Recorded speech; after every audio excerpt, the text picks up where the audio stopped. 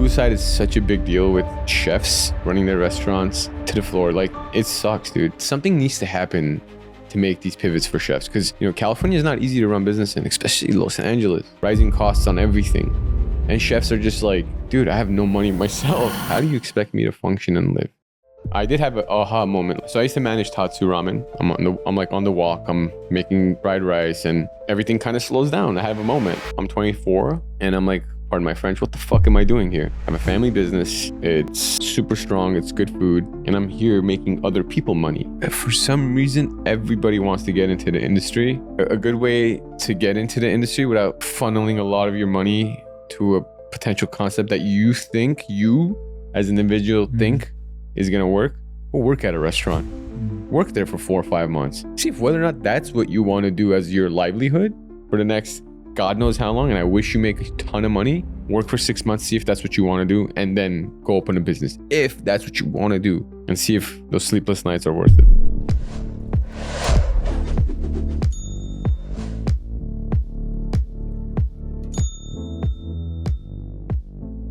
Hello everyone, and welcome to the SaaS Cafe, where we explore how restaurant innovation is reshaping the restaurant industry. This is episode 3 of our podcast.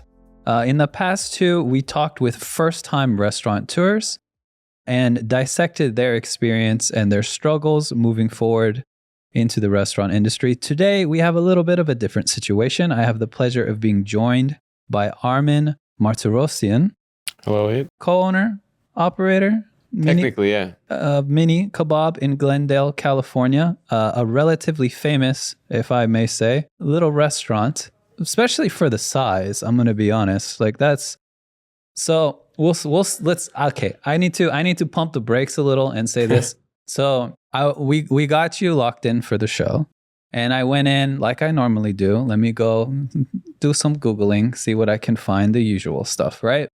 So I go to the website. I'm browsing around. Okay, ordering website. They have all that. Okay, cool.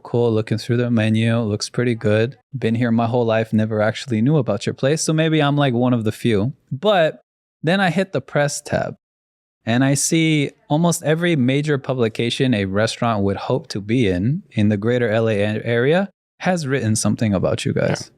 Then I go even further. I see the social medias, how long the business has been around. It's a relatively long list of accolades for Mini Kebab.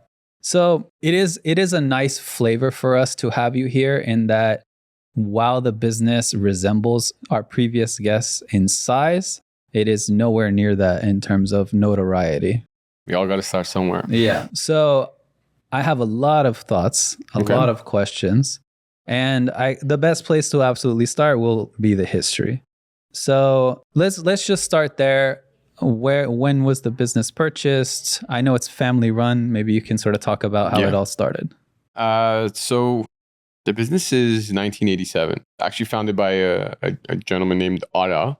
Mm-hmm. He actually had the mechanic shop in the back, and he would come in the front, pop over, and he'd make mini kebabs. So he's Persian Armenian. The name Mini Kebab in translation would be Lokme Kebabs in Farsi. And in Iran, they used to sell a lot of those. And so he wanted to do one of those. So he opened up Mini Kebab, and he would run the mechanic shop. He'd come in the front, do the Mini Kebabs. It's not sustainable. Yeah. I don't care who you are. You can't be doing both. Yeah. Can't have dirty grease on your hands like that. You're not the road runner. Yeah. Yeah. So he would do that. And then obviously he couldn't handle it. He sold it to another business owner. And then eventually my dad came on after multiple business owners. My dad came on. He worked with a gentleman named Husik, and they basically, multiple gentlemen, but I'm fast tracking to Husik. My dad then purchased the business from him. It's been like almost 30 years my dad's had the business. My dad brought his own recipes. Oh. My dad was also the chef of the Russian army back in the day. Oh. We're Armenian, but my dad was a rebel, so he dipped and went to Russia, and he headed the Russian army, and he would feed like 600 people a day. Oh, wow. Interesting guy, pretty aggressive. But in terms of technique, the guy's up there. My dad's one of the best chefs I know. So we have family business. My mom, my dad, myself. My wife, Katya, is now the back end. So everything you see on that website, she's done and developed. Oh, wow. Yeah. Nice. Everybody's playing a part. Yeah. That's pretty awesome, actually. So I guess, did your dad always know he wanted to run a restaurant, or was it the opportunity just sort of presented itself and he took it? It's a weird situation with my dad. You like have to know him to understand him a little bit better, but even then he's always catch you off guard. But a chef, when we got to the country, he was actually selling clothes as well in downtown LA. Like he had a van, he'd go sell clothes, and then he'd come, he'd run, obviously he cooked at multiple restaurants. He had a good hand. I think he knew he wanted to do it, but he had too much pride, too much ego. And ultimately that was his bottleneck. So he couldn't necessarily grow in any other business. So he had to be his own business owner. Even if it's running a small shop like Mini Kebab, he just had to be his own business owner where nobody told him what to do. He did his own thing because he knew better. So I guess he was forced because of how egotistical he was. And he just ran his business the way he wanted to. And he didn't have to talk to anybody besides Uncle Sam every year. Otherwise, yeah, of course. Well, everybody's going to talk to Uncle Sam. There's no avoiding that. Okay. So, I mean, was the business popular in the early days?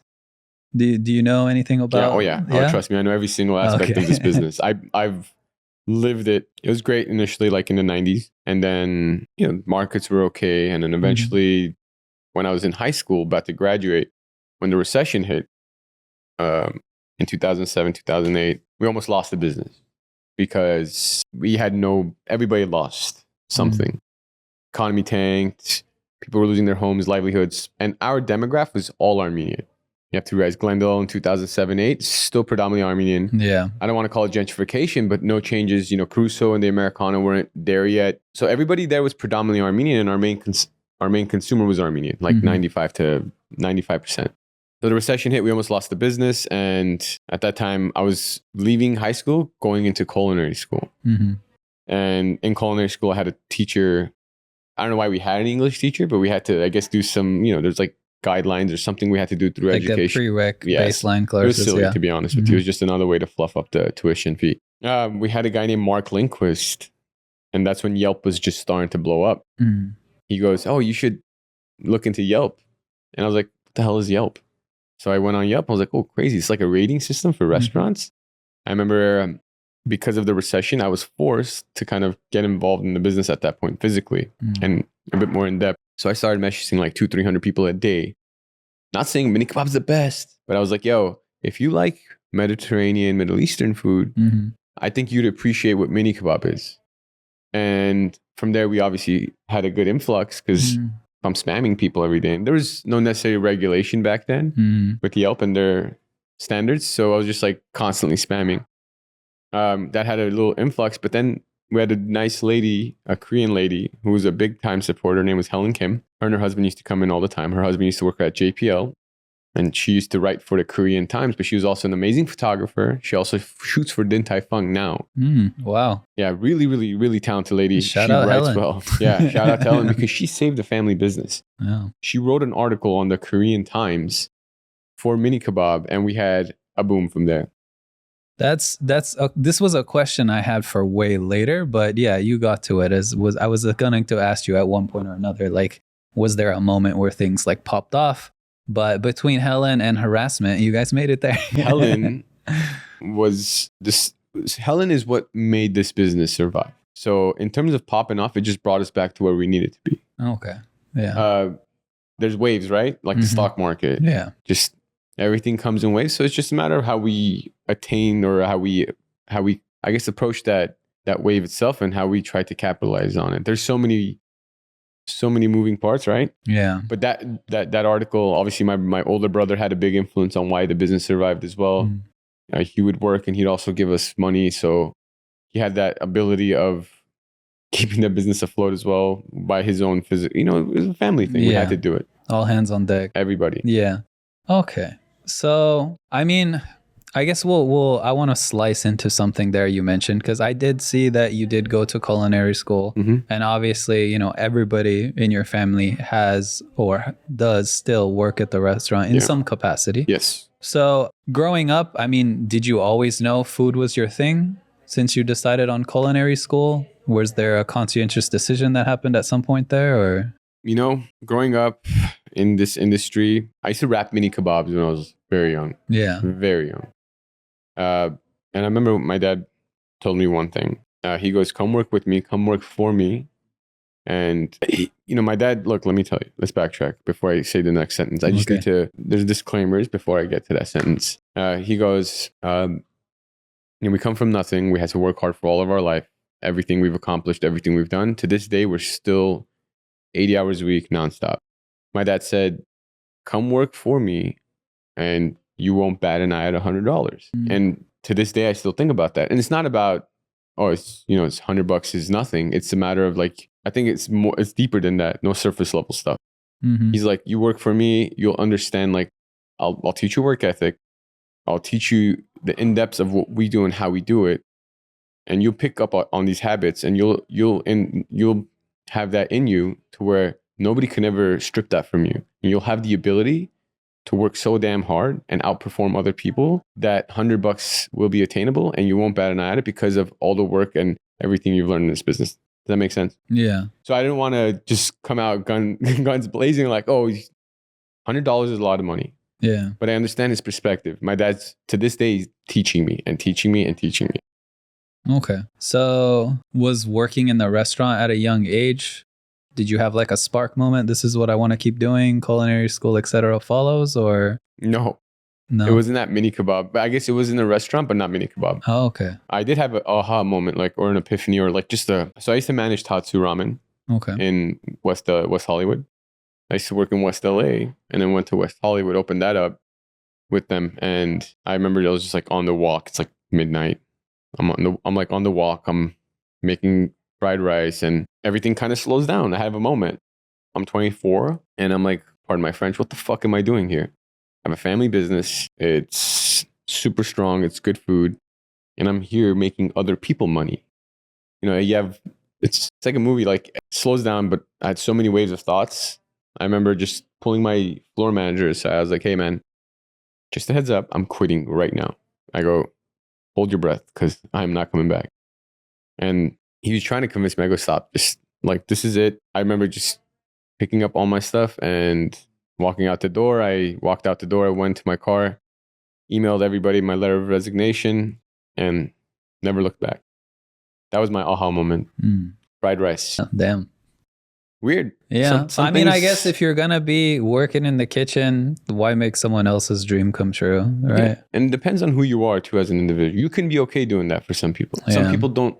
I've always been a dreamer. I've always been a creative, I believe. And I've always wanted to create. And I always wanted to do things at my own will. I remember when people, everybody was like, you gotta do it, you gotta do this, you gotta do that. I was like, I don't want to answer to you anymore. I'll learn the hard way. I'll work hard. A lot of people willing to talk, not a lot of people willing to do. Yeah. So, and I needed to make that step for my own well-being. Otherwise, I would get into the loop of paycheck to paycheck. I didn't know how to handle my finances. Because of me leaving that job, I understand business better. I understand how to manage my finances better. I understand how to form corporations better. I understand networking better, marketing, you name it. I am fine-tuning every day. So if I didn't leave that day, I don't know whether or not I'd be as much of a ambitious person as I am right now. So I'm blessed that day happened. I'm grateful for Tatsu Ramen and everything they've taught me. Yeah. Leading up to that point. Shout out to Tatsu. Yeah, man. Yeah. Back in the day, they're delicious. Okay. So then you ultimately decide to go back, start working at Mini again, keep it in the family, basically. Obviously, being a dreamer, igniting your entrepreneurial side. Yeah. I'm sure you had some ideas. From how you've described him, your father sounds like a pretty hard individual. Yeah. He has his, my dad's kind of the same way. This is how I like things done. This is the right way. We're not changing or deviating from this. So for an industry like the restaurant business, your evolution is sort of tied to customers. Yeah. What they want, where they're going, how they want to get it. All these things have drastically changed, especially with COVID. Yeah. Online ordering has exploded, accessibility through the roof, which for a business like Mini Kebab. Okay, so I guess the way I'll rephrase this is more so like customers essentially lead the charge for changes. And I don't know the dynamic with your dad kind of maybe being set in his ways or not. I'm not 100% sure. maybe you see the writing on this wall, you're younger, you've been going to school, you've worked in other restaurants, you're seeing how all this stuff is happening.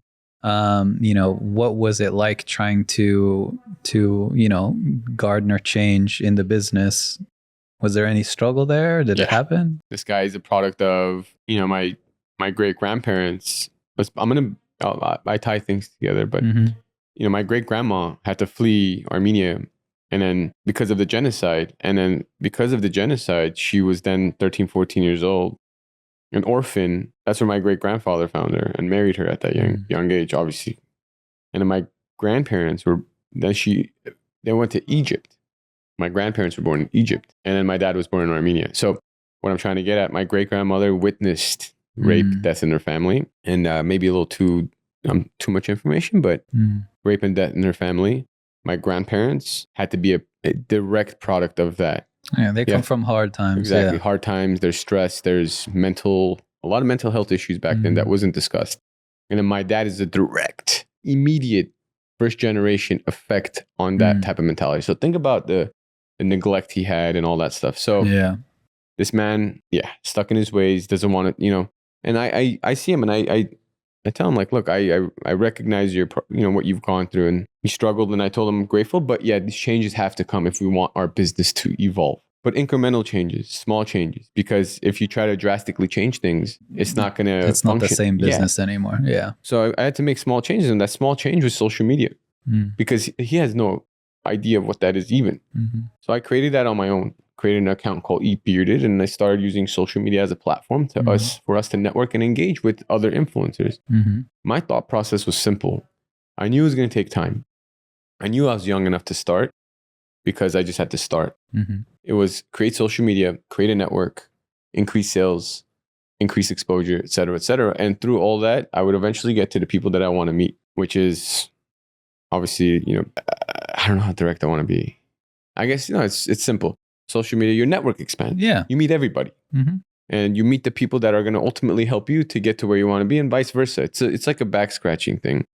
But through those incremental changes, there's understanding what it is. Still a lot of pushback, though. You have to realize he's not going to change.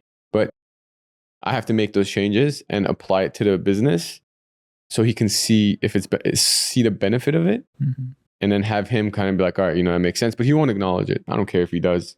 There's a bigger picture in play at this point. Yeah. I mean, so would you say out of any and all modernization or technology that's been added into the business, the social media was the biggest one? Still is. Hands down? Hand over fist. I can have social media has opened up so many doors. Let's put it this way. I'm going to give you one scenario that I believe is one of the most important business decisions that we made as Mini Kebab. 2023, around October, I put out a single Instagram story post saying, Mini Kebab is ready to expand. I don't need your money. I need a strategic business partner. Maybe I'm going to touch base on something you want to talk about right now, but I'll be quick and I'll digress. Fine. We're jumping around. It's okay. It's just stories. It's the way I tell those stories, but I'll digress immediately after. You're good. So I put that post out, and a customer of mine contacted me, and then eventually we got in contact with the person that's helping us now. We'll get to it later, though. Okay. For later discussion. Networking. Yes. Because, I mean, I looked through your social medias and stuff, and I saw some big TikToks that did very well. Over 1 million views on a few of them and stuff like that. How did that sort of happen? Because this is actually a very important topic that we've preached a lot to a lot of restaurants that work with orders and stuff like that in the past. It's just very few far between to actually do social media, let alone even try to do it. And it's such a massive thing when it works, even for a small business. So at what point, I mean, I guess what was the plan as far as your content? Because I saw some things, you have your mom and stuff dancing in trends there, and it's very cute. But yeah, so just follow the trends, do it, or well, I hate trends, and I'll tell you why. Because they're short-lived. Yeah, short-lived trends. It's all about constantly adapting to that trend. I don't like trends because it's not original. Ultimately, if you're doing it, then I'm doing it. A million other people are doing it. It's not original, and then we're off to something else. Yeah. a week and a half later. But when I left Tatsu, I created Eat Bearded. And that's when I started networking with influencers. All these people that are blown up now that are huge TikTok influencers, I know them personally. And we've networked with them. But they're also like friends and colleagues. So I don't need to sit there and be like, yo, come through. Like, I'm cool with them. Whenever I see them, I'm like, yo, how you been? It's been a minute. But long story short, is we used to go to restaurants, 2-3 restaurants a day while I was working at Mini Kebab when I left my job at Tatsu. Used to go to restaurants, Orange County, wherever you name it. We would take photos. I had a 50 millimeter lens on my DSLRs, and I was taking photos every day. We were trying to do social media for restaurants back then, and we did a lot of marketing, and we tried to understand the baseline of what people want to see. And because of that, now I understand on a level of what people want to see still. So in terms of content creation, I have the eye. I think I have the knack, the ability to post it. But I work so damn much. I will not hire an influencer or anybody to run my social media. It's funny because you're touching on the main reason why I think a lot of restaurants and restaurant owners don't do social media is just finding the time. So even when you feel like you have the eye for it, the know-how, the network to do it, which obviously, it's worked for you. You have the proof, the track record. A lot of restaurant owners don't feel like they can squeeze it in. Doesn't take long. The problem is they don't want to start. Like, let's say like I'm a new restaurant. That means I have to start from ground zero. You know how hard that is mentally to wrap your head around it. Yeah. I'm 45 years old, hypothetically. I'm starting a business. I'm motivated, but am I as motivated as a 24-year-old that's hungry to prove themselves? Think about it. Yeah.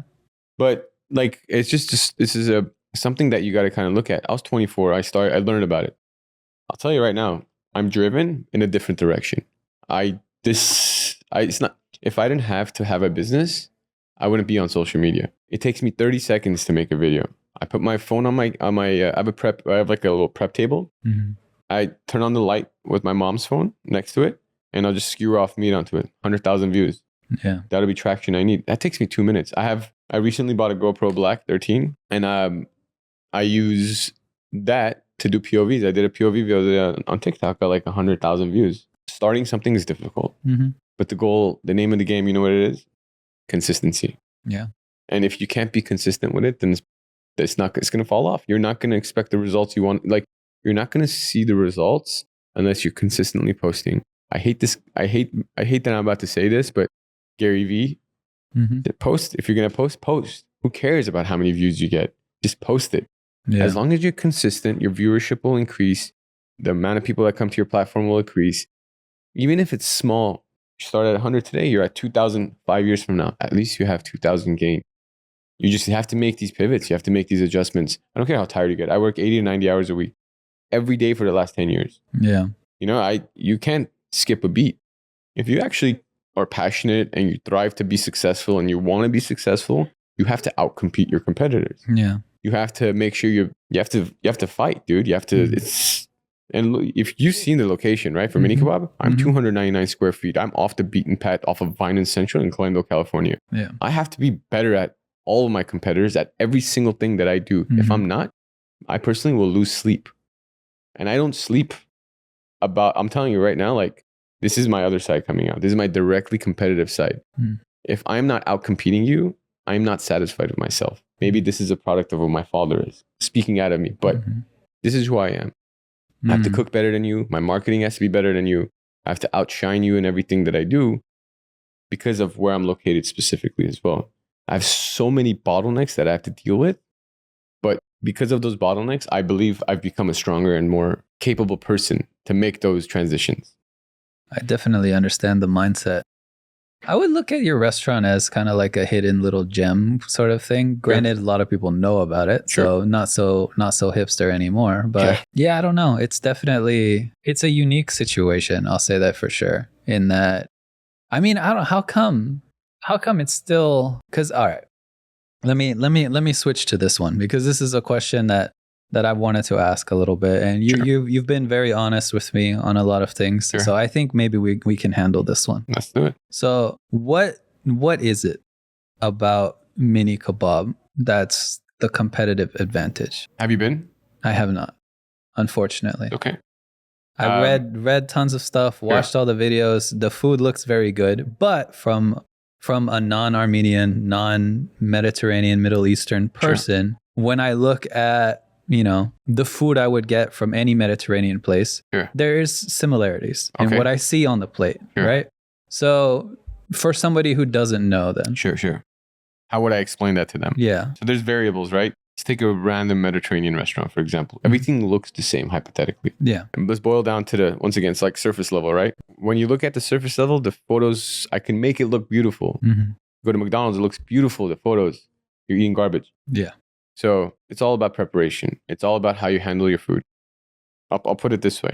Everything in terms of preparation at Mini Kebab is done in-house. I don't get ground beef from a vendor and sell it to you.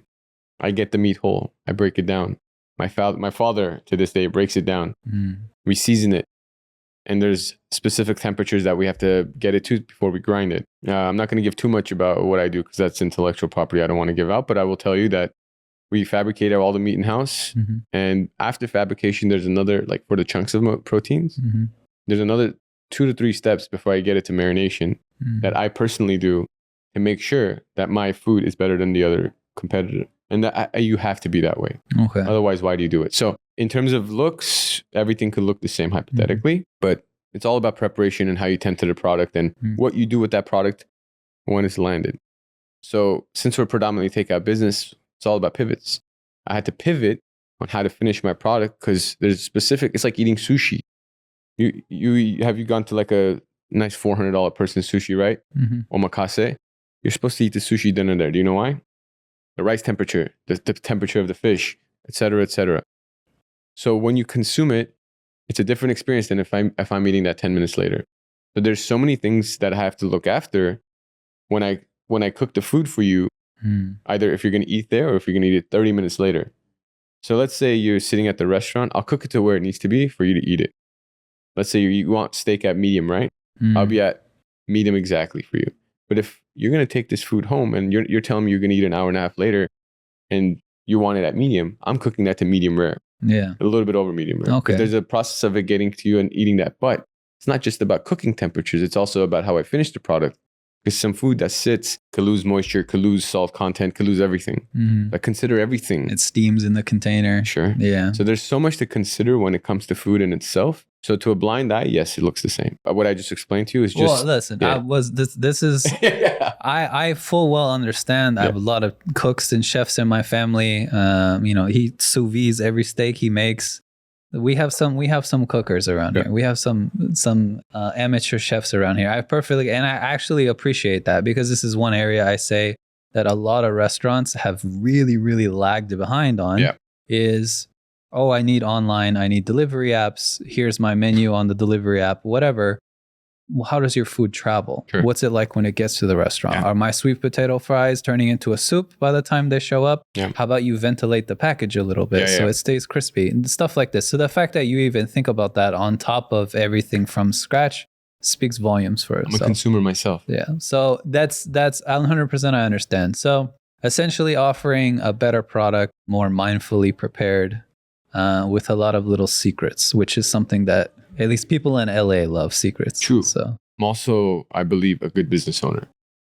You know, I care about my customers. I treat them very well. Unless you suck, you're not welcome. I tend to my customers. I try to speak to every single one of my customers. It's not purely transactional. We've created a relationship. We've established that relationship. And because of that, now I have life longer. You know what I mean? Yeah.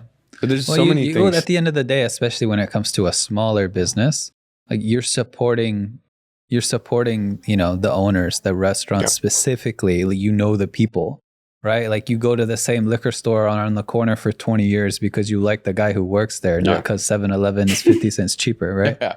So, I mean, absolutely. I think people understand that. But, so Helen makes the article. Gets the ball up rolling again. Things bounce back, things stabilize. Was it ever in the plan for you to take over? Or, I mean, is your dad the kind of guy who'll just work there until he drops? I hate that saying, but yeah. Sorry. No, no worries, no worries. I get it though. I get the. Because that's how my grandfather is. That's how my dad I'd rather was. him be that way. Yeah, he like my grandfather was an airline pilot. He didn't stop flying until they made him. That's cool. And then even then he had like simulations in his house Good. with computers, and he would keep doing it. You know why, right? Keeps him fresh, man. Yeah. Keeps him young. And I would never take that away from my parents. Even though I want to scale the business, I want to be this, I want to be at 1 million locations. At no point will I ever strip that away from my parents. Because look, man, my dad's 74, my mom's 70 next year. If you notice, like, my mom carries 30-pound jugs of stuff. You know what I mean? Yeah. Who the hell do you know that's 70-year-old? That's a lady that does that doesn't have, that now does not have, or is not fighting osteoporosis. You know what I mean? It's not an easy thing to do. It's not. Yeah. But It that keeps keeps them them moving. young, Yeah, keeps them keeps them moving, keeps moving. them active. Mhm. My mom and dad work every day. I'd rather that happen. I don't want them sitting at home. Yeah. They're also like me, hyperactive. They need to be doing stuff. My mom comes from the villages of Armenia. Mhm. They used to literally do everything. So I would never strip that away from them. I want them to be there, but obviously want to taper off of how many they're working because there's also like a balance. They need to rest a little bit. I want them to see my niece and nephew grow up, my brother's kids, and it's important to me that they do so. So I'm trying to, we're staffing the restaurant fully. It's hard to get good help. Mhm. We all have high standards as a family. People, resumes look beautiful and proper and plush. When it comes to action, non-existent. Yeah. So it's just a matter of getting the right people. There are other ways to take over and expand and whatnot, right? Like they can technically have the location. There is opportunities. I have a lot of opportunities. Elliot, I could To have taken segue back to Yeah. your networking stuff before. Yeah, I could have taken millions of dollars if I wanted by now and done it. I like small changes. It's not that like I need to. I've made decisions in the last 3 years that I don't like that I did, and it's because I had to make. It's not that I had to make those decisions. It's just I chose the wrong. I made the wrong decision, and with those wrongful decisions, I've learned a lot more about myself. It's not that it was a wrong decision. It's just there's more to it. I don't want to get too deep into either it. way, you have to make those mistakes to learn from them anyway, right? So Yeah. And I could have taken millions of dollars, opened up 100 of these already, but I just didn't trust in it. yeah. I didn't trust in it. So that's why I'm like, let me make these more calculated decisions. And I think once we get to it, I'll express a little bit more about it. Because the thing is, that's ultimately like if we're talking about expansion and that kind of thing, certainly franchising or whatnot. At that point, would it even be Mini Kebab anymore? When the family touch is gone? I think the initial location will never lose its touch. Yeah. Because, I spend my time there. I have 150 of these. There's no mom and pop shop anymore. Unless you're at the first one, which I'll be at. Mm-hmm. My parents will be at too. But when you scale, it's like scaling any other business. You're going to get so many haters. You're going to get people like, oh, it's falling off. But then it's like, yo, you got to look at it. Like, I've been working all my life nonstop. Mm-hmm. I don't come from a nice, beautiful silver spoon. Yeah. I don't come from money like that. I want to rest, dude. My parents working all their lives. They're product of immigrants in this country. They're, it's just like, you got to look at things. Can't look at surface level garbage anymore. People are so naive and ignorant to completely be like, oh, it's not the same. Of course, I have 150 locations. Do you expect the same thing? Yeah. You expect my mom and dad to be at 150 places? Well, that's supposed to be the whole point. People call it selling out, but at the end of the day, I always personally viewed it as cashing out. Straight up. You worked your butt off your whole life. Yeah. At some point you should get to cash out and relax a little bit. Yeah. Like I don't think there's anything wrong with that. This industry specifically, the food game, I love it. I hate it. It seems like that kind of business. It's the most exhausting business you could be in. Why do you think chefs are alcoholics? Why do you think they have drug addiction problems? Why do you think they have marital problems? Why do they're working every day? It's weird. We all, as chefs, I'm not going to tell everybody, but we are seeking validation with every single dish that we create. Like Anthony Bourdain, the man was seeking validation. Like the smallest thing, it's not about money. It's not about anything. It's like a plate we serve you and you love that food is more validation than any.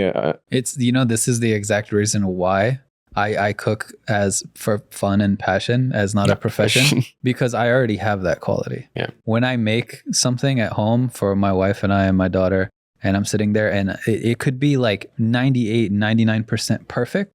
that 1% that I feel like I messed up on, I eat myself away at it, right? And then she goes, and my wife eats it. Oh, I love it. It's so good. Da da da. What'd you put in this? What'd you put in that? And I was like, no, I messed up this one thing. Like, oh, it's not there. And because I know I have that in myself, and I've talked to a few different chefs over the years, I'm like, this is not good for me. I don't toxic, need to. Man. I don't need to have this grow any bigger. Yeah. You wouldn't. I would not like. I cannot wait for AI to take over all of our jobs. And it's not even like I can't wait because I can't wait till the job's obsolete. It's gonna save so many people's lives and a lot of chefs' lives. This industry is brutal, man. But if you're doing what you love, though. Would you want to end it if you have a family? Suicide's such a big thing in this industry. I know we're deviating, but suicide is such a big deal with chefs running their restaurants to the floor. Like, it sucks, dude. Is that really the industry, or is it just the hours that you put in, though? It's the industry, man. You got to look into it. Because it's like 24/7 nonstop. In the last year, I know so many chefs that have just gone. They're not here anymore. It sucks. And there needs to be something needs to happen to make these pivots for chefs. Because, California is not easy to run business in, especially Los Angeles. Yeah. Rising costs on everything. And chefs are just like, dude, I have no money myself. Yeah. I have to run a business, but I'm not making money myself. Like, how do you expect me to function and live? So I just want, it sucks because I know so many chefs that struggle. And it's a small community. Not a small community, but it's like, we have a small community of business owners and chefs. Mm-hmm.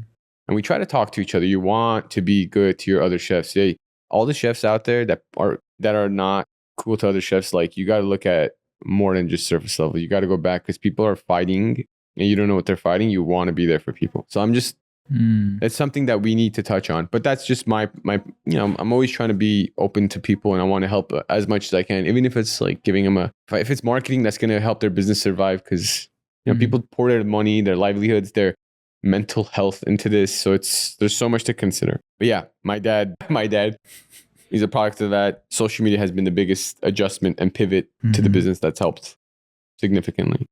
Okay. So kind of back on the social media thing a little bit. It's fun. I like the chef PSA actually. Yeah. I didn't know about that. A lot of people might not know about that. So that is, I think definitely any stressful job, it makes sense. So we mentioned how a lot of restaurants, you said the time, the energy, etc., why they don't want to start social media. Scary starting something new, etc. But we have seen a few times in the past, we actually have a personal example that both Aaron and I witnessed, more or less, where an influencer did randomly stop by a business, made some videos. That weekend, exploded line out the door around the block, right? Fell off, didn't carry it on anymore. So how do you keep the momentum going after you have a big wave like that? I don't want that business. I'll never want that business. I want business to be consistent, but I don't want that implosion and then that downfall. Because to manage that, you're talking about a TikTok influencer that has what? Instagram, TikTok, millions of followers. Potentially. This was relatively, the influencer itself is, I forget, no, some Asian girl. She's way bigger than that now. This was when she was still kind of climbing up the ladder. And I'm not saying that you want the roller coaster of customers. They're just kind of like fad customers showing up for the trend. But, in every wave, maybe you keep a few each time and it slowly builds. So you got to look at the business itself, right? So you have so many different type of business models. You look at the ice cream shop, then you look at, let's say, a smash burger spot, and then you look at a fine dining spot. There's capacity on everything. Yeah. It's whether or not, like, are you trying to run full capacity at 24 hours a day? Or are you trying to like be a good business and constantly doing it? I think it's important to do social media. Yeah. I think to get that high, it's almost like doing drugs the first time and trying to keep that high. I think it's a matter of like keeping a consistent basis with because look, you have content that you can create that can go viral yourself. I've had a lot of business come through my own virality, like our own stuff going viral. But you can't stop. Once again, you have to be consistent with everything you do. So it's also a matter of capacity, what your thresholds are. Mini Kebab's 300 square feet. Yeah. I'm sold out. I'm done, dude. I'm not selling you more food. Yeah. Yeah, I'd like to work a little bit less, but whatever I make for the day's service, I'd rather sell through in a better, consistent format than an implosion of customers, which then kill it. Because When you're consistent, you have a better execution method, better strategies. Well, you can prepare for each day better with knowing what's going to come, right? True. But if you're like talking, like this is as a business owner, as a restaurateur that does over 150 covers at restaurant, the Mini Kebab all day on a really strong day. If I'm prepping more, that means I have to work more. But then you have a more of a probable area of actually messing up a couple orders, right? You want the consistent basis where you have a more controlled outpour. Obviously, that's not going to happen because you don't know how a customer is going to be coming in and how many people are going to be coming in. But in terms of what I rather have a consistent baseline of customers coming in per hour than 100 customers coming. They're standing on top of each other. They're getting pissed off because they have to wait an hour and a half, et cetera, et cetera, et cetera. Yeah. So there's so many things, once again, so many variables to consider. I'd rather have the consistent business all day and have that implosion. And with that consistent business, that means I get to do 2, 3, 4 posts a week to have and control that itself. Then have one crazy influencer come in, pop it. I get 10, 15 negative reviews. Then that kills business even more. You know what I mean? Yeah. So I have so many things to consider, but it's also as a business owner, you have to make sure that you're mitigating whatever's coming in and controlling that so you can constantly execute at that threshold and level that you want your food to be represented at. That's me personally. I don't know if people get to that level of thought, in my opinion. I mean, it's absolutely a fair thing to say. I guess so. Then let's say, what about the restaurant owners who are out there and business is a little bit slow and they need to garner some more attention. They need a pick me up. They need a spike. If they can't do they have social media? Are they working it? And it's just not working for them. Yeah, most of the time. Outsource it. Yeah. Even if it means, I'm all about outsourcing. When I came to Mini Kebab, my parents were sleeping. When I left my job, my parents were sleeping on the chairs. We used to have dine-in back then.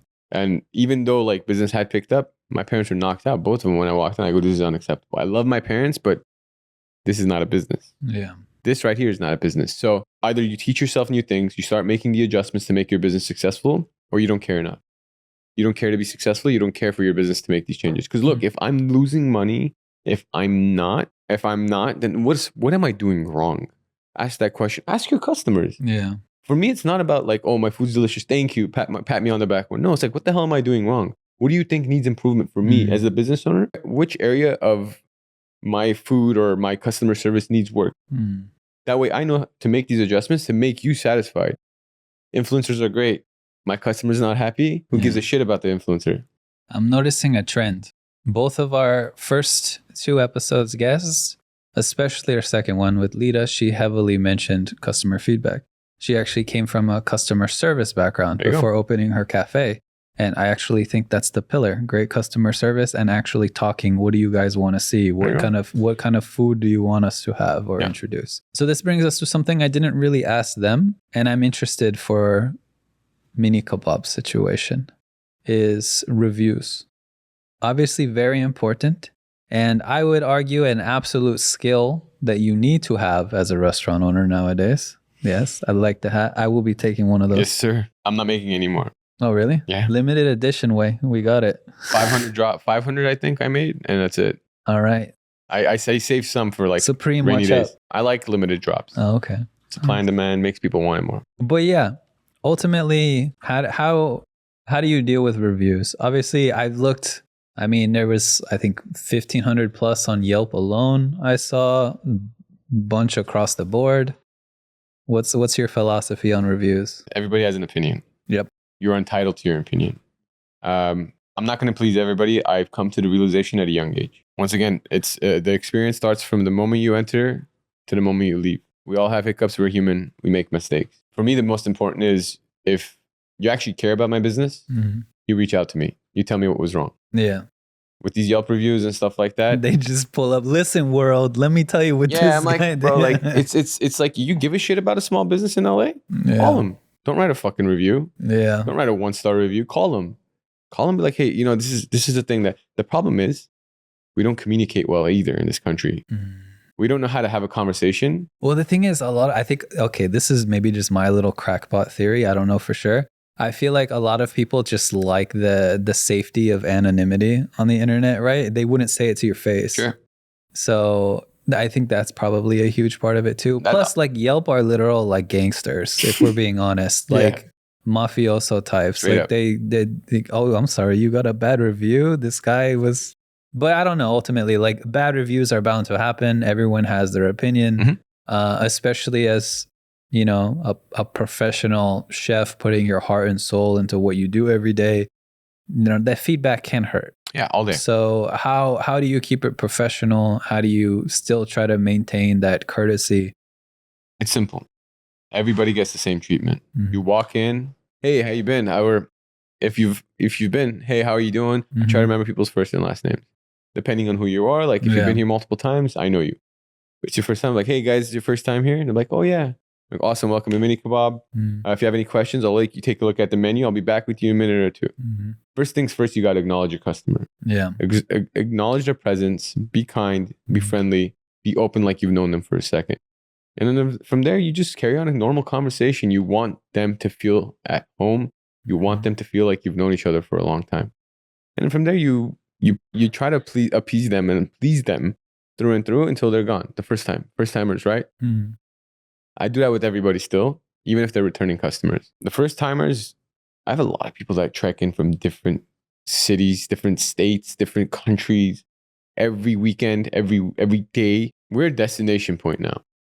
So when they come in, it's their first time they're coming from Orange County. I'm like, you know what? Here's a drink on the house. I appreciate it. Statistically, and you know that Bar Rescue show? Yeah.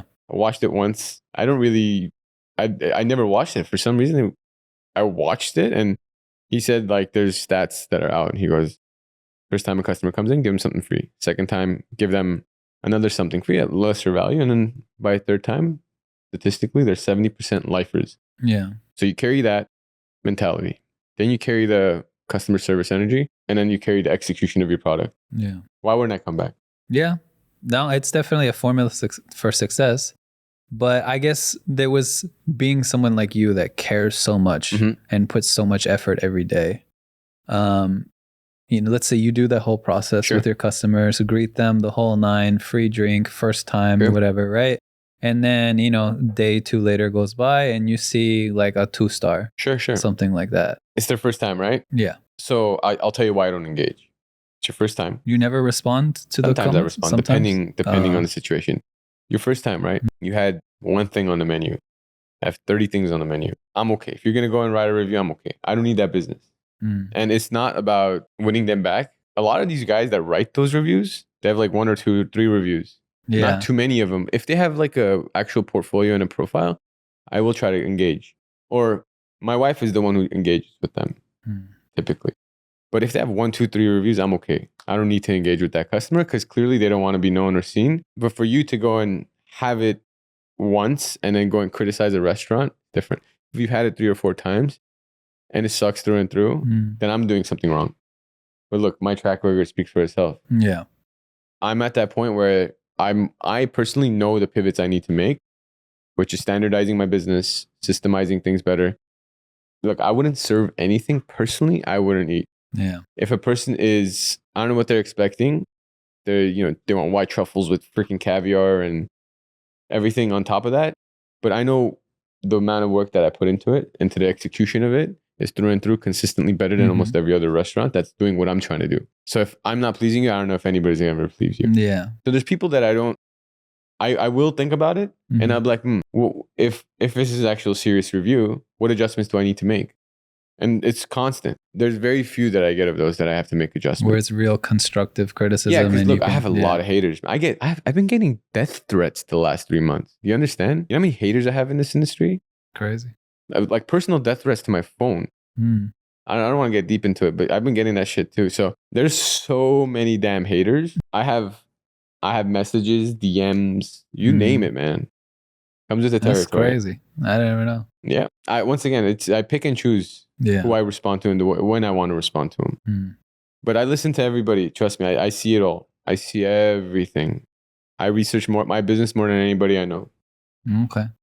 Good to know, because I definitely think that that's a skill that's lost on a lot of business owners in the restaurant space. If you're new, you should respond. I've seen, what have I seen? A lot of arguing, actually. You can't argue. Yeah, I've seen clearly somebody got into it in the business with the owner, went to the review, and they're just the owners continuing to argue with them in the replies. There's just a lot of stuff where you're just like, I don't know, like maybe your food is great, maybe you're a little like weird.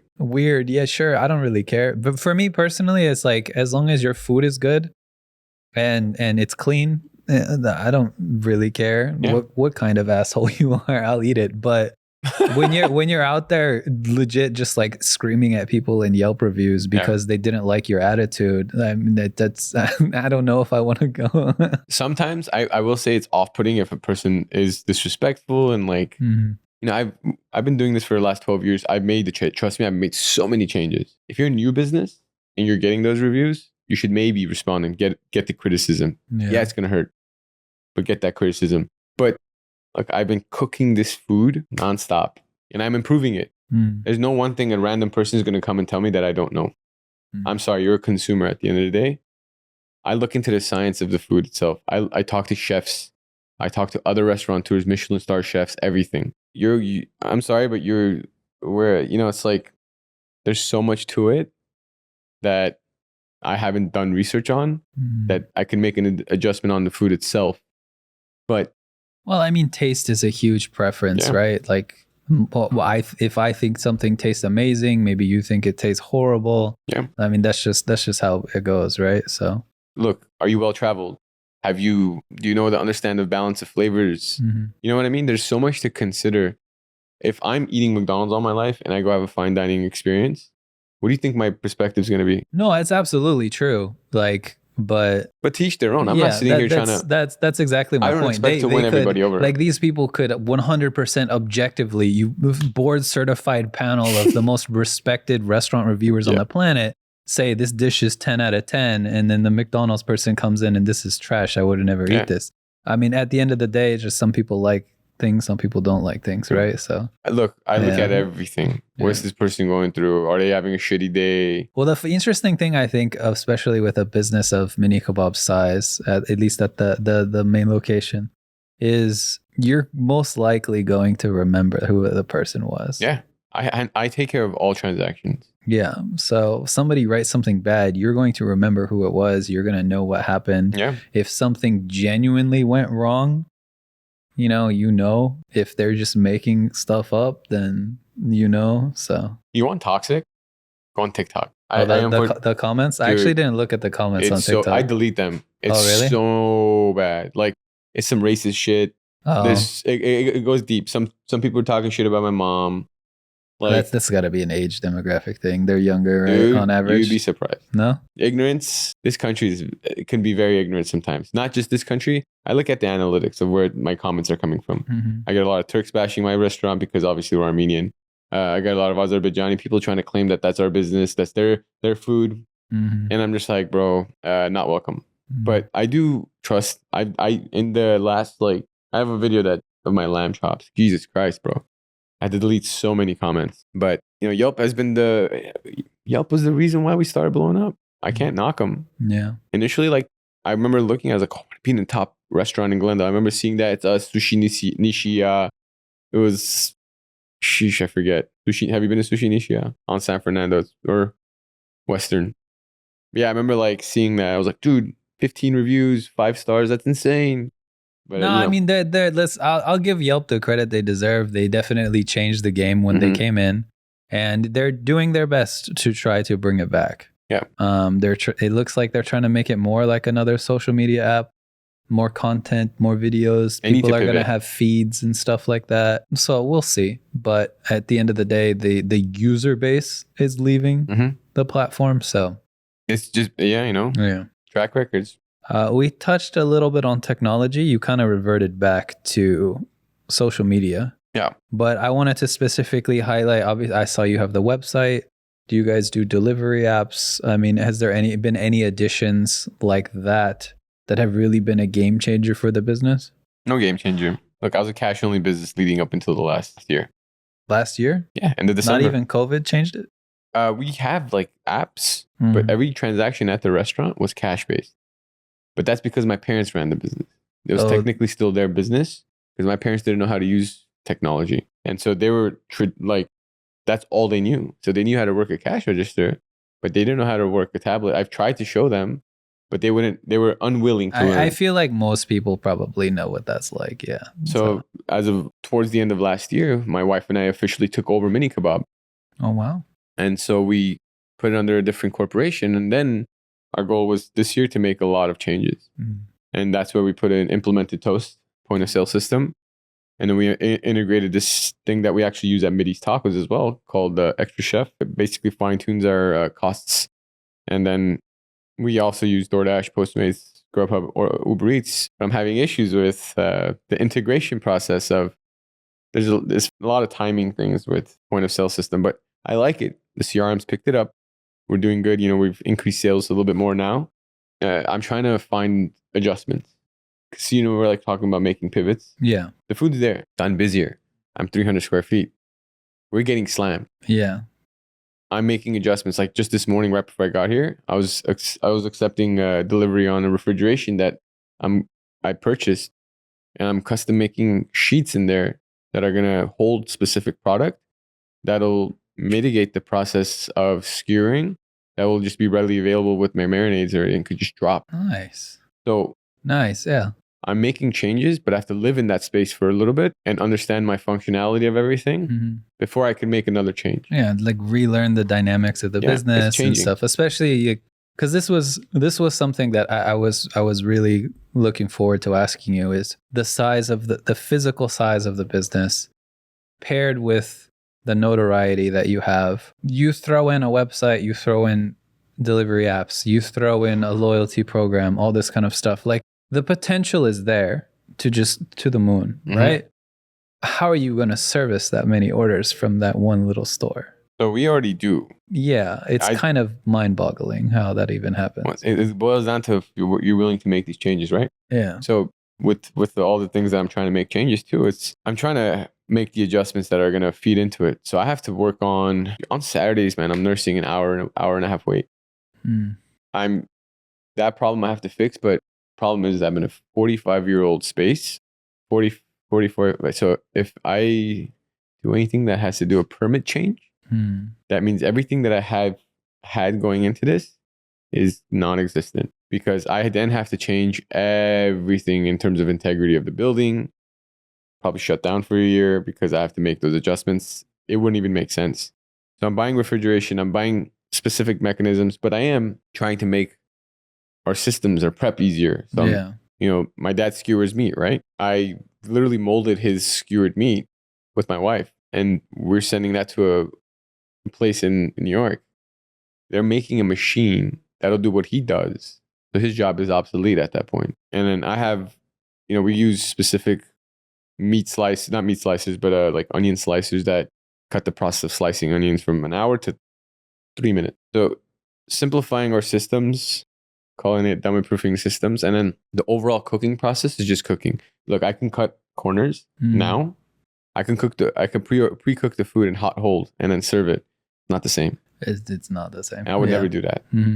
I would be doing a disservice to my customers who are long timers, and I would lose my business. This was the other thing I wanted to ask about that too, is because the more you modernize the business to service a larger community, at some point you run the risk of losing the identity that made it what it was, right? Maybe you preserve the process, the cooking, the flavors, every little incremental change, you double check to make sure is everything still how we want it, right?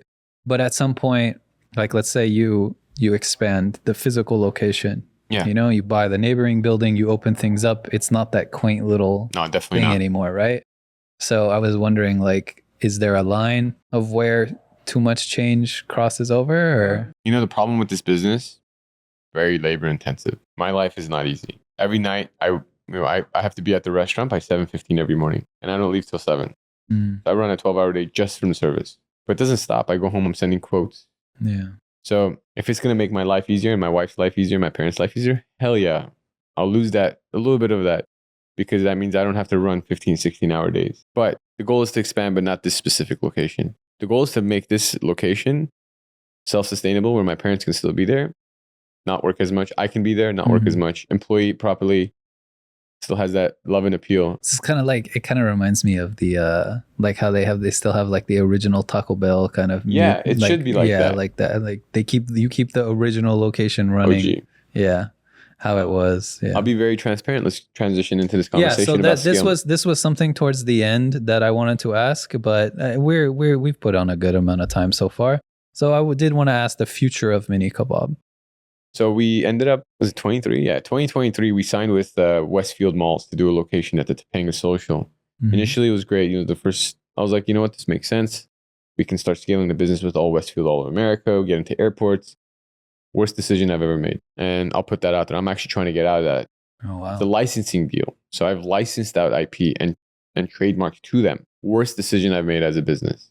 But it hasn't affected my personal business, Mini Kebab 1. Yeah. Just they didn't follow through. They've too many people, too many chiefs, not too many Indians. Besides that, these guys talk the talk, couldn't walk the walk. I'm actually trying to get out of it like ASAP. It's just the worst decision I've made. But it's a decision I'm willing to live with because I understand now how to vet people even better. Moving forward in 2023 with that social media post that I put saying I need strategic business partners.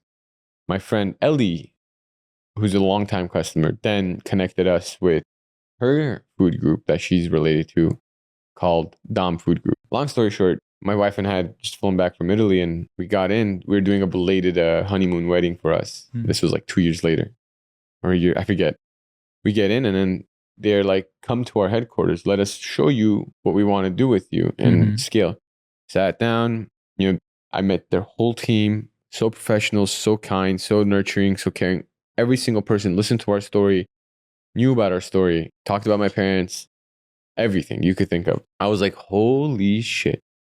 These people take us seriously. These people take my business seriously. And these are the people who I want to partner with. Trust me, I went through a lot of people until I talked to them. And we signed and we opened our third location at the Westlake Village Promenade, which is awesome. Greatest freaking partners. Their willingness to change, their willingness to take feedback and criticism and make adjustments goes to show how directly, in terms of caring for the business, they are like in deep because they ate at the restaurant. I trained their chefs. And we still, to this day, nonstop, we're always in communication. We're always communicating how to improve the product. And they are top-notch people, top-notch business people, top-notch restaurateurs. And honestly, I couldn't have asked for better business partners. It makes me happy that we're doing business together. And I want to scale Mini Kebab. We have that location with them. And the goal is to do more. Okay. Plenty more. So it was like a test location, more or less, basically. It was a, can we work together? Can we structure this? So we're going on 5 months now, and it's just getting better and better. Steadily going up and up and up. Yeah. And it makes me happy to know that I'm in partnership with them because we're in, once again, constant communication. And my wife and I are also trying to expand out, but not necessarily close this one ever down. We just need seating.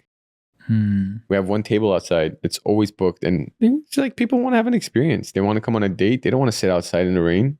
Yeah. I mean, I could build something, but it's like not the same. Mini Kebab is charming, yeah, but that's it. You know, we're fighting against it. Imagine a tornado coming through and you're just trying to keep it together. Yeah. We want to be able to set up a proper system. Like, it's not easy. This restaurant, so many bottlenecks. Like, to set up these systems, it's a matter of utilizing space that you don't have and then make a space out of it. I'm custom making things to make it make sense. Yeah. So I love this location, but I need a bigger space. It has the history. Yeah. But yeah. It'll always stay though. As much as obviously, like, we don't own the building. And I wouldn't even want that building because it's so old. Yeah. I mean, at this point, it might be even better just turn it into like a little museum thing or something. And just that'd be awesome. There but it yeah, is. it's just, you know, it's I a love shrine to the history. Yeah. You know, my identity is directly affiliated with this freaking business. Yeah. I am, my parents are, my wife is Mini Kebab. And yeah. Yeah. So, but I did browsing around. Well, I mean, I don't know. After the whole story, I'm definitely going to have to take the family and eat some at some point. Because I mean, especially after working here, I've had my share of Mediterranean food, but I'm definitely curious to see for myself. But I think I had to read 3 or 4 articles before I came across, I think it was the food and wine one. Yeah, that was good. Pretty good article. Yeah. Captured a lot of the story, Yeah. which I thought was nice. Filled in some gaps, helped me formulate some questions. But I did come across Midi's Tacos. Yeah. And I believe we're actually be going to have one of your partners on. Aram. And yeah, Aram. And that will be his full episode. So we don't have to go too much in detail. But I did want to bring it up and talk to you a little bit about it because it seemed like this was your attempt to step outside, try something different. Yeah. And I have been talking for so long, he can attest to this. Why the F hasn't somebody done a Mediterranean Mexican fusion? I've seen a couple like local places They've attempted sort of do it, but it's like it feels like it's literally like 2 separate menus. Yeah. Here's your Mexican food, here's your kebab. Lazy. And it's just separate. And I'm like, these flavors would go so well together. And then I see Midi's Tacos. So I don't know. I don't know how much Aram's going to disclose. Mm-hmm. So I'll put it this way. I started Midi's Tacos off a whim inside a Mini Kebab. Oh, really? Yeah. About 8-9 years ago. I was actually hosting influencers at the restaurant like 2015, 2016. A buddy named Grub Fiend to this day. His name is Nick Fasano, if I'm not mistaken. He sat next to me and we made a burrito. A kebab burrito. It was insane. It just didn't make sense. But I was like, there's something here, yeah. Eventually I created this thing called the Alibaba burrito with my friends at Food Beast. Food Beast is a big publication company. Yeah, I've seen They do social media and stuff like that. And they created a video called the Alibaba burrito. You can Google it, you'll find it. Okay. It was like the kebab burrito with the fire roasted veggies and stuff like that, with the ground chicken in there, some homemade fries, and tabbouleh. Super obnoxious. It went viral. It sounds good. It was great. I'd eat it. But then I fine-tuned that a little bit more, and we ended up just serving them on Sundays for 1 hour, and we'd sell out every time. People come crush the burritos. I used to make a garlic sriracha sauce. And then eventually I was like, all right, let's make this a business. Made it a business. Started a concept. I used to do like random events. Oh my God. And eventually Zach Brooks from Smorgasburg came to Mini Kebab. He's the general manager there. He is the general manager. He came, he had like the Mini Kebab. He's like, we should do a Mini Kebab here. I was like, even better. Help me. Or actually I launched Mini Kebab as a business at USC's and Innovate Armenia. Midi's Tacos. Okay. And then that's actually like when I was dating my wife. So it was interesting. Like she was there and it was insane. And my cousin was there. Rest in peace. But we launched that and then did a lot of events. Zach came, we talked to him, and then we're like, let's be at Smorgasburg. He's like, whatever you want to do. Zach Brooks, I love you. You're the best. We ended up launching there, and then I was like, all right, I need a partner.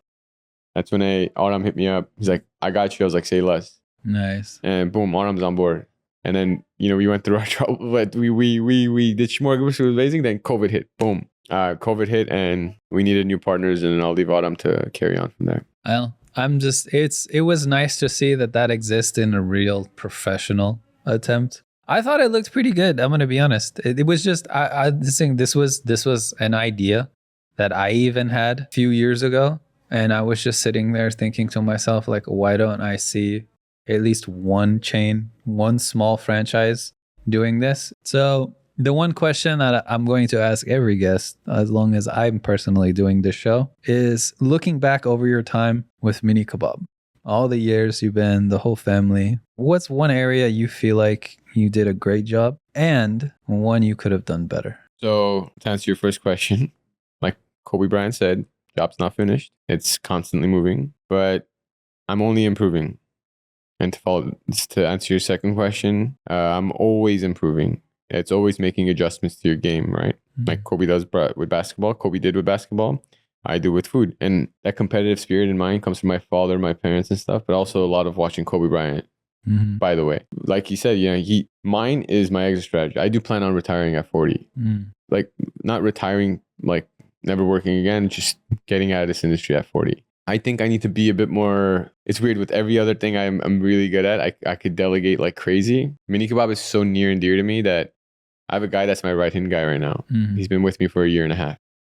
I've been having him skewer meat for the last 1.5 years. His name is William. I need him to be like me. So for me to delegate my tasks on my day-to-day to him, I need this guy to be a killer. And, he's learning a lot. He's skewing like a tank now. So good. Now it's like, okay, let me build a team. We brought on a guy the other day. We're training. I have a prep cook coming in Wednesday that's going to take over my mom's job to alleviate stress from her. Then I'm having to bring another person's job. So it's all about processes and systemizing things. I'm trying to be a better delegator. And with Midi's tacos, easy. With Mini Kebab, it's weird. I have such a direct, because I'm in it at a constant. With Midi's, it's my recipes. I go to the commissary kitchen, but it's like, I'm not there like 24/7. I'll go to the commissary kitchen and stuff at nights, after service. With Mini Kebab, it's 24/7. So I need to learn to delegate better, but I know that I can't leave anything half-assed anymore. With my delegation has to come proper techniques and people's willingness and eagerness to be at my level. And, it's a different animal. Yeah. If you see the volume we do, I need that person that's going to take my job, my position, to be you need to be bulletproof. Mentally, physically. You can't succumb to an hour and a half wait with 500 tickets in front of you. You need to know how to coordinate an orchestra. Damn, that's a crazy thought to think about. 300 square foot, hour and a half wait. It becomes, look, I answer phone calls. That's madness. I'm taking orders. I'm taking point of sale system orders. I'm cooking the food.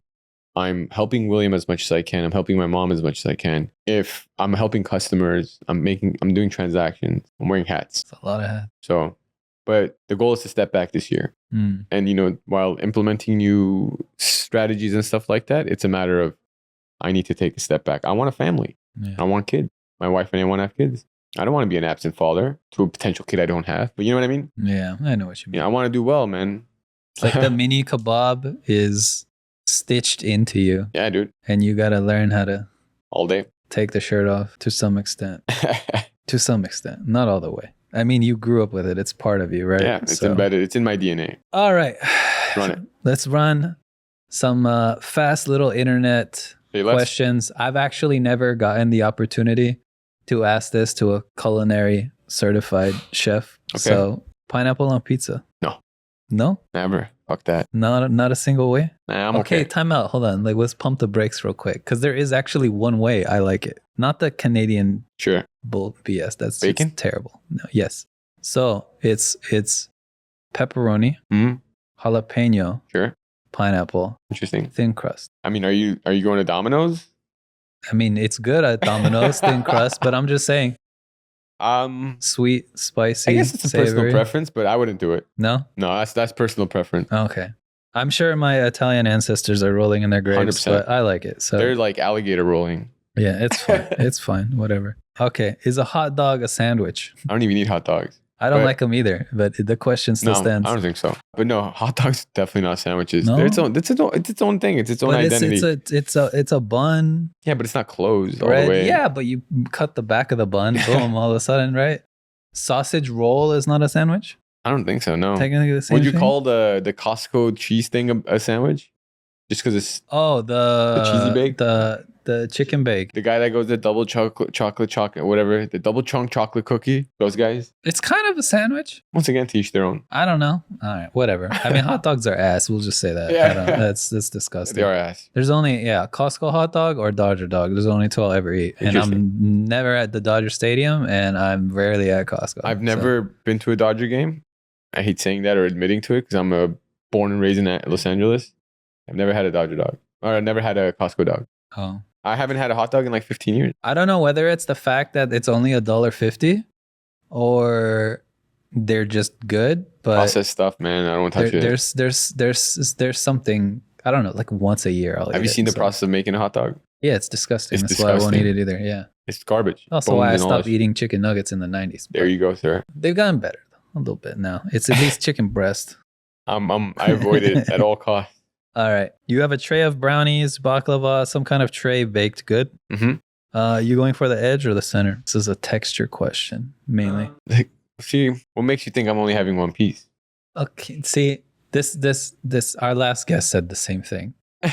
And it's a personal preference. You can eat half the tray. I don't personally care. I just believe that's a higher level IQ answer, in my opinion. Your first piece. Okay, depends on what I'm eating. So, bro, brownie. It's cut up evenly. No one's going to get mad. Nothing's going to get messy. You can equally pull out any piece of the tray without messing anything So up. if it's not cut, I'm just going hand in the middle. Okay. That just reminds me of like you cut the slice of cake and then you pick up the whole cake and leave the slice behind. Love that. Yeah. With baklava, it's filo. You're going to get texture through and through. Yeah, that's true. It doesn't matter what you take. But yeah. I guess like if you're over baking it, you get like super crispy exterior. That's usually what the question is do you like the crunchy texture on the edges or the soft? With Midi's tacos, it sucks. I wanted to put a horchata baklava like on the menu. That actually sounds fire.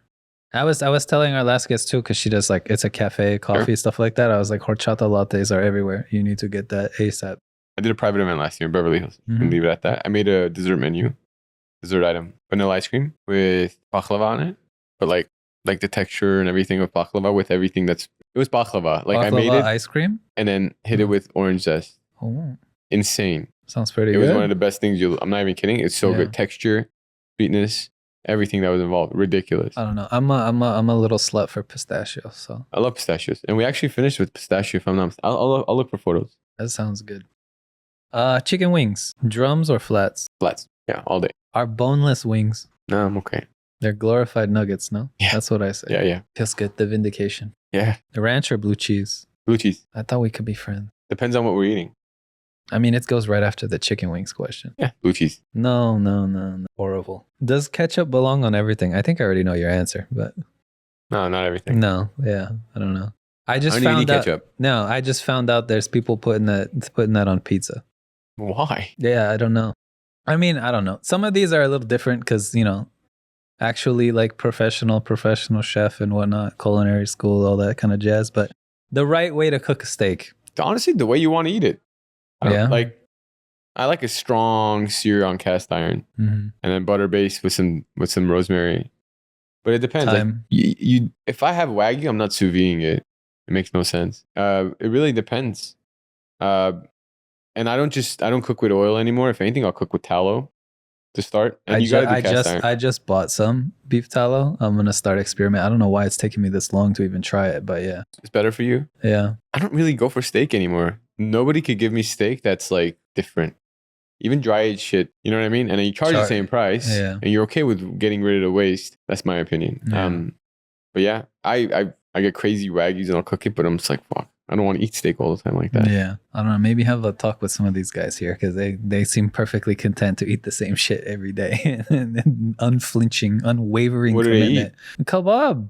I love kebab. Every day though. I'll eat chorobats every day. It's okay. It's the Armenian in us. I understand, but like give your intestines a break at least. fair. I mean, I'll tell you where. Look, my kebab, you're not getting garbage. I'm not sure where they're getting it from. The preparation is technical. We get them whole. We break down silver skin. There's fat that comes off of it. We grind it in house. I understand. This isn't an Says the guy that eats chicken nuggets from McDonald's still. no. He just said it got better. I mean, they changed it a while back because they got in trouble. But Chorobats depends on where you get it from. Like, it's all about preparation. Like, I can, like, hypothetically, I make the chicken thighs for you at Mini Kebab. Mhm. If I get rid of, or even the breast, if I cook that over an open fire cooking is probably going to be better for your long-term health than any other garbage that they're serving you anyway. Because you're not really, like, impacting it with oils. You're not impacting it with, like, miscellaneous things that don't need to be on it. With open fire, you're just getting the fire on it. And you're getting a beautiful char in it. Good golden brown, Maillard, obviously. And then, but once again, it's all dependent on what type of, look, we get grass-fed beef from New Zealand. We get grass-fed beef, lamb chops from New Zealand. You know what I mean? New Zealand is good. Look, I'll give you some IP that I'll leave you here with. The chicken steak and all that stuff that I do, we fabricate in-house. I Mhm. saltwater brine for 2 days. Nobody else does that shit because they're all lazy. Yeah. That's something I need to experiment with. Brine it, man. It's so good. Keeps moisture, and it's also a good way to preserve the proteins if you're not going to use it soon for the home cook. I'm just going to go down the brine list and start trying every kind of brine I know just to see what happens. It's fun. Except for maybe the pickles. I love pickles. Pickle brine? I drink that shit. No, I'm not a pickle person. You like martinis? Not really, no. Really? No. Damn, we I'm a can't be Jack and friends. Coke guy. I'm a Jack and Coke guy. On the plane, I'm straight Tito's all day. I don't like flying. It's the only time I drink. Oh, really? Oh, Hey, I've been sober for a couple years. good for you, man. That's my daughter, though. So. Good for you. No, it's probably the best thing you could have done. Chewy or crispy cookies? Chewy. No, yeah, for sure. My weakness no, is crispy. And say it one more time, I'll believe you. Crispy, for sure. Okay. Because Chewy's just not fun. You need a crispy. I'm a pastry guy. That's my weakness. Interesting. So, yeah. What's your go-to pastry? Depends from where. Sure. But probably chocolate croissant. Interesting. Specifically Portos. I was about to say, don't tell me Portos, bro. No, it's good. It's really good. Cuban spot making French pastries. So? Dang. It's fire. Yeah, to each their own. And it's cheaper than like... That's true. I'm sorry. And tell me how the Cuban spot makes the best... I'll say it right now. I don't even care. The best pork tamales I've ever had in my life. Honestly, I haven't had a good tamale in a minute. And I've literally tried to find. My wife had like a stint where that's all she wanted. We went to like 50 places. They were all ass. They are ass. You're was not still wrong. the best one. You got to go to like the streets of LA and just pick it up from some random corner. Yeah, but do I want to go down to downtown LA though? That's true. When I can just DoorDash Portos. Convenience of it. Look, Portos is one of the most respectable businesses I could ever like. Kudos to, because they grew from Mini Kebab size to this empire. I actually was talking to one of their managers at one point. They tell me they do 25,000 potato balls a day. I believe it. I believe it. Yeah. And I don't even know how people eat that many of those fucking things. Let's be honest. Yeah. You eat like 3 and you feel like you just had a Big Mac. It's crazy. Yeah, it's heavy. Yeah. I don't understand. Yeah. It's but great like though. they sell them in, I think, pairs, Mm-hmm. or you buy a dozen. There's no in between. It's good office food. That's true. It's like you just leave it there and people come pick at it all day. That's true. But I don't know. Like even then, a lot of the other stuff, like the guava cheese Danishes and all that, like it's just, I don't know. Because I've been to my share of bakeries. Uh-huh. I've tried all this stuff. Like one of our customers like does like they have like a 3 location French one up north by like San Fran that's like growing, getting really popular. Their stuff looks really good. It's like Instagram type food. It looks really nice. But like I did a trip a while back up there, stopped by, grabbed a few things. The guy hooked me up because I specifically helped them when they came on with orders and stuff. And I don't know. It's just I'll say there's probably like 100% is bakeries out there that will do it better. Yeah. But you were not impressed. It's just, I don't know, man. For the price, for the convenience, like it's just, Pastries, it's a science. Really low costs on pastries because you're not like the baseline of everything is flour, sugar, eggs, and water, right? Yeah. Well, eggs have kind of gone up, but you're making a lot of butter. Yeah, a lot of butter. But it's just and you make masses of it at a time, right? Exactly. But and depending on what your pars look like. These guys are probably a lot of them are sourcing from like Cisco and stuff. So they're trying to price match and get the best price possible. We don't work with Cisco, by the way. But yeah, I don't even crave pastries. Like my wife, she studied medicine for 2 years. So, and I did nutritional science. And it's really important now that what we consume is just good product. And she shops at the farmer's market 2-3 times a week. We get the best eggs, fresh fruit. And we make sure that what we consume isn't any of the processed stuff. I haven't been to a supermarket to purchase anything in a long time. Everything comes from the farmer's market. Yeah, I mean, that's honestly the best way. But it's just as in terms of price points, same. Yeah. Anything less expensive, bro. Mm-hmm. If you know how to shop, then it's a different story. Yeah. Now, my issue is buying more than we can actually eat. You're an overconsumer just like us, Armenians. Well, it's just...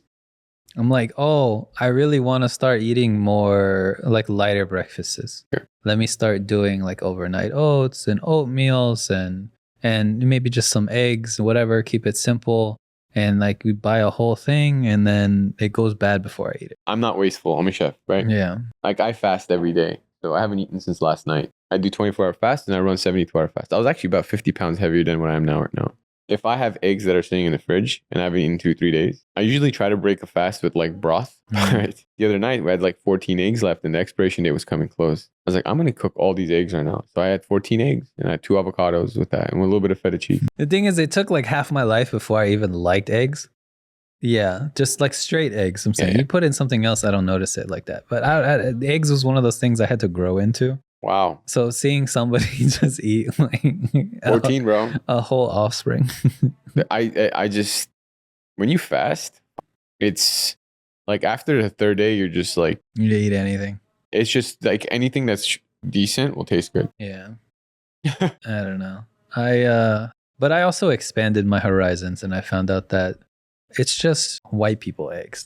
I had to venture out into other cultures. How do you eat your eggs?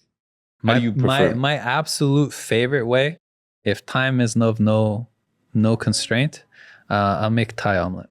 Wow. That's actually my favorite. Interesting.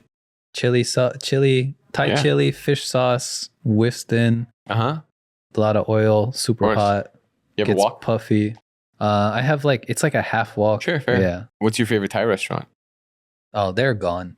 Yeah. It's closed. You don't eat any in LA? No, there's a few that I like. I mean, I live in Valley Glen. Okay. So my favorite one, I've told the story dozens of times. It was a place called Pra Ord Zapfer. Yeah. Yeah, they got bought out by Filipinos. Pra Ord was my buddy spot. Yeah, there's a few. Well, I don't know. This one in particular what was their chef's name? I don't remember the actual chef, unfortunately. It was right on Sherman Way though. Like that 2 blocks where all the Thai restaurants are. It was over there. Have you been to Anajak? A long time ago.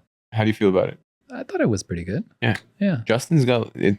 LA Temps put him in like one of the best restaurants in LA. I thought it was good. Try Holy Basil in Atwater. That sounds familiar. They have one in downtown LA, but try Because Holy Basil. one of my best friends is Thai. I went to Thailand with him. That's okay. kind of how I got into all of it.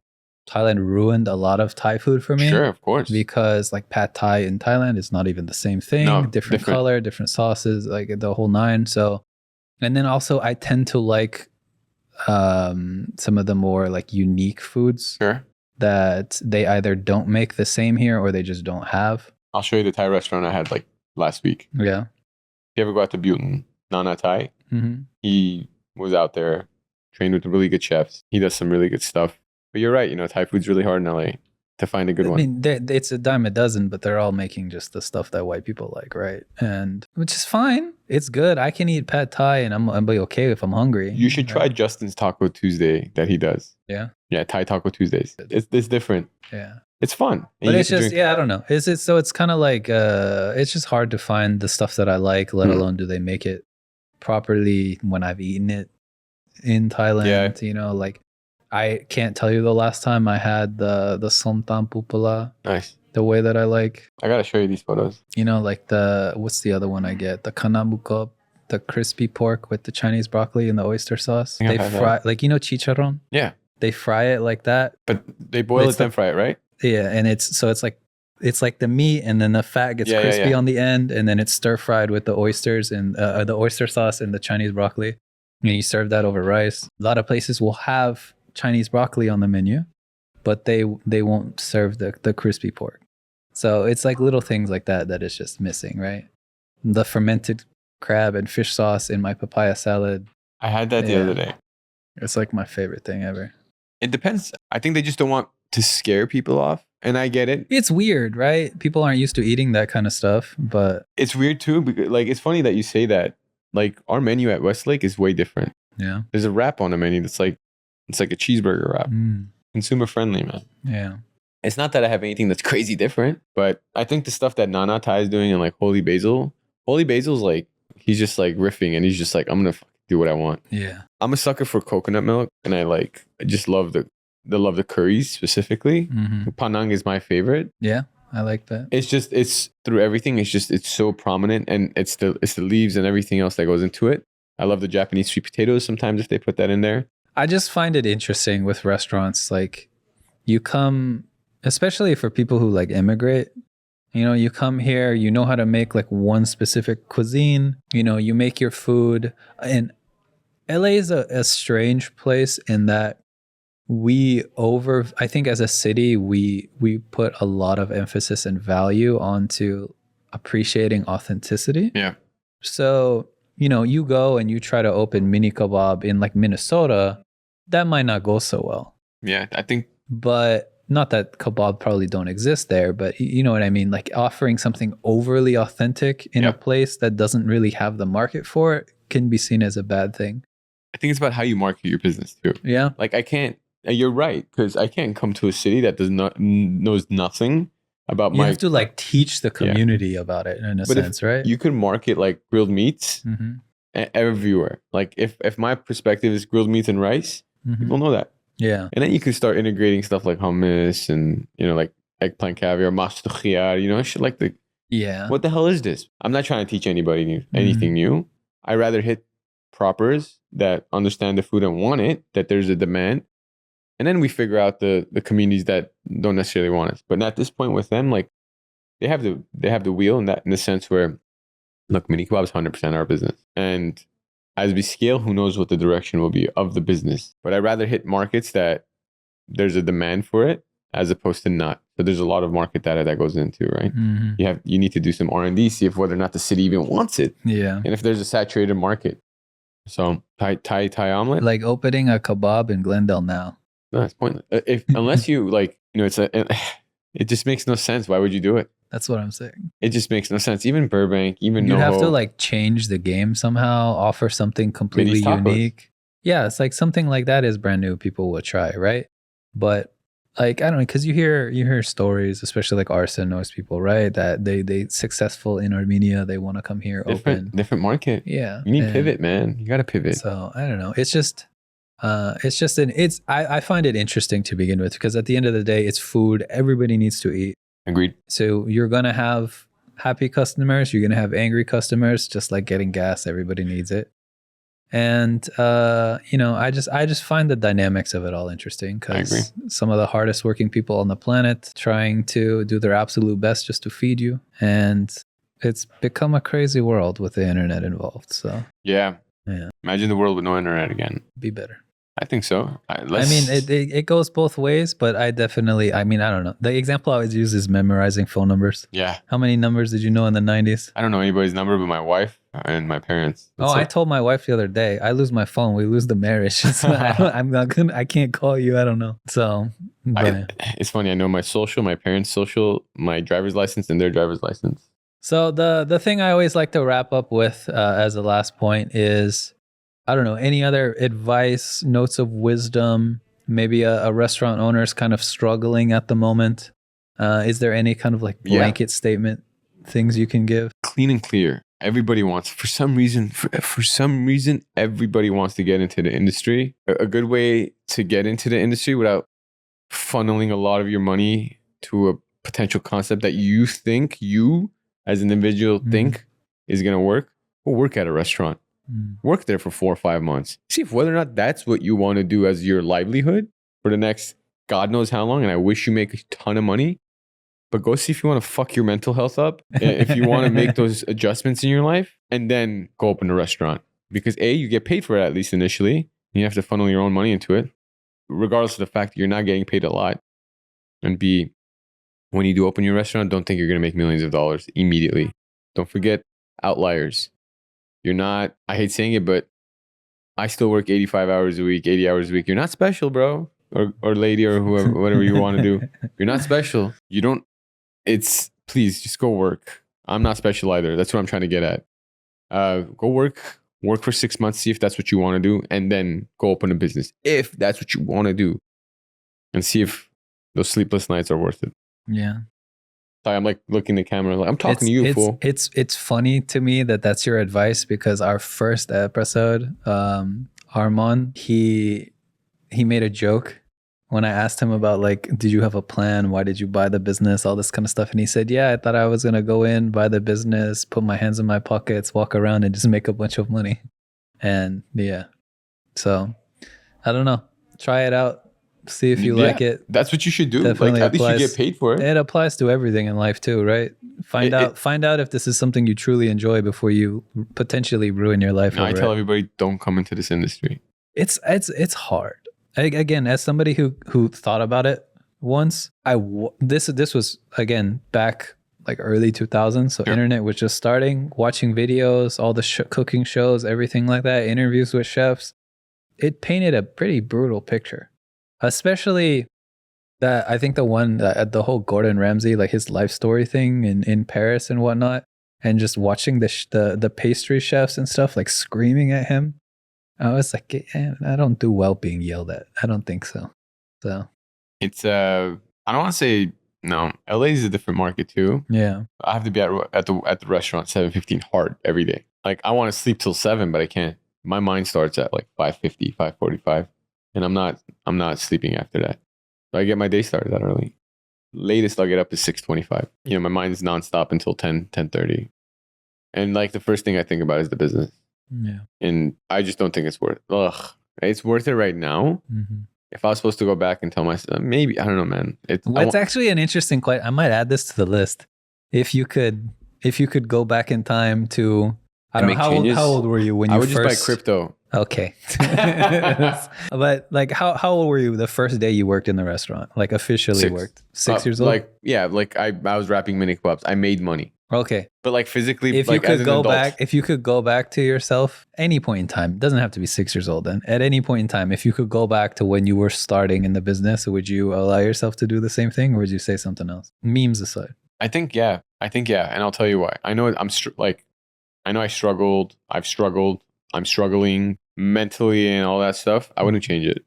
Yeah. Because I'm my own business owner. Yeah. That's the most important thing. I mean, it's also the thing that sort of molded you into who you are, right? So it's like you take that away, you're not the same person. Yeah. I have thick skin. I have bulletproof skin in terms of anything that I get. You learn to compartmentalize, or you try to, because you have to. Because you could take that shit home and you don't want that shit coming home. Ruin your whole day. Yeah. So you want to be able to leave what's happening at the store. And, you go home, you spend time with your wife and kids. You don't want to have that on you. So, but if you have the ability, you have the intellect to do something that's going to make your life easier, your family's life, you do it. Don't struggle, man. Don't, like, once again, look at the suicide rate in restaurants, like owners. I'm going to look that up, actually. I didn't know that was actually a thing. Yeah. So it's unfortunate. A lot of brilliant minds. It makes sense, but yeah. Yeah, a lot of brilliant minds, they struggled, man. Alcoholism, drug addiction. I know I'm reverting back to this conversation, but it's too common. Yeah. It's too common. And hands in pocket will never happen. It's unless stressful. You don't care. It's stressful work though, right? Yeah. You have to be. Like, I was talking to my wife yesterday. I was like, yo, like, it's crazy how the last 15, 20 years of my life and just in general, it's been nonstop. Like, there's always something, and it's impactful, and I hate saying it, there's always something negative that needs to be flipped and worked on. But I was like, have I had actual moment to just be like, I'm happy, am I chilling? You know what I mean? Yeah. Ask any chef if they're happy. Really quick. Like, ask, that's a sick, like, am I truly happy? I'm happy I'm around my family.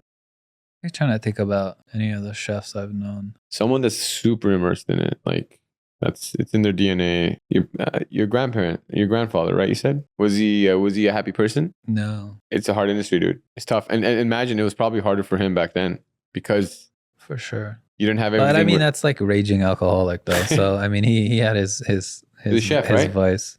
Oh, he was airline pilot. Oh, but didn't you have a chef that was? And who's a chef in your family? You said his brother. Got it. Yeah. Was he happy? I never met him. Right. Unfortunately, I heard stories. Didn't sound like it though.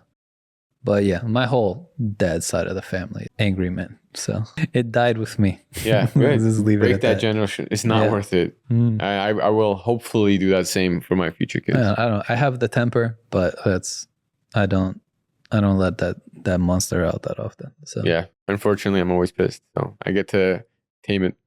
It's a balance now. I mean, at least you have like the perfect venue to release it. Like fire in your face. I never curse at anybody that I work with though, because that's so demeaning to the people that are in the trenches with you. Yeah.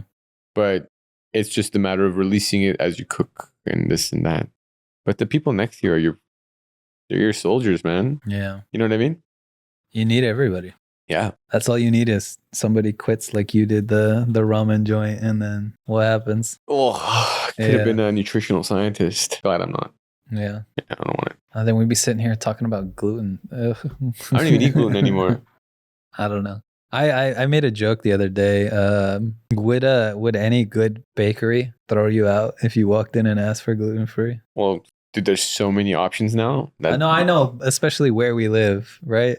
But I'm saying, like, let's say you walk into some like classically trained French restaurant. Yeah. No, they throw you out, right?